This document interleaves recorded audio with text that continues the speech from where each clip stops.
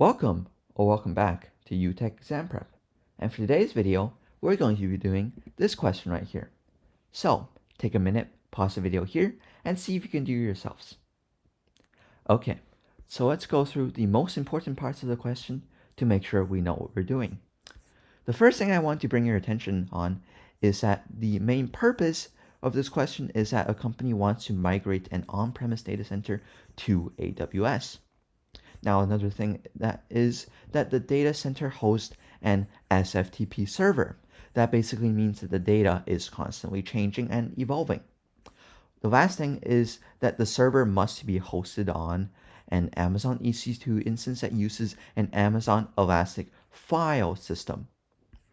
So, knowing those three pieces of information, let's choose two from our options here to basically answer the question. Option A, launch the EC2 instance into the same availability zone as the EFS file system. Now, it is completely irrelevant for us to launch it into the same availability zone. So this question, I don't know what they're trying to do, but because availability zone was never mentioned. Option B installs an AWS DataSync agent in the on-premise data center. Now, this is the first step in getting DataSync working.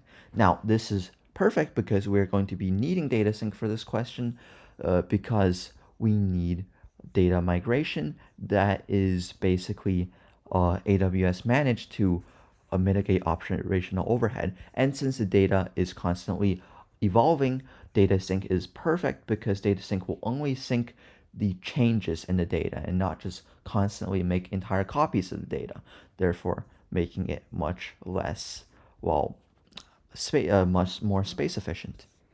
So B is going to be the first answer that we are going to choose. Option C creates a secondary Amazon Elastic block store. Now, this already should be ringing red flags because we know that we are going to be using a file system, not a block store. Therefore, C just does not work. Option D manually uses an operating system copy command. Now, two red flags. First of all, manually, whenever you see this in the SAA C03 test, it is probably wrong.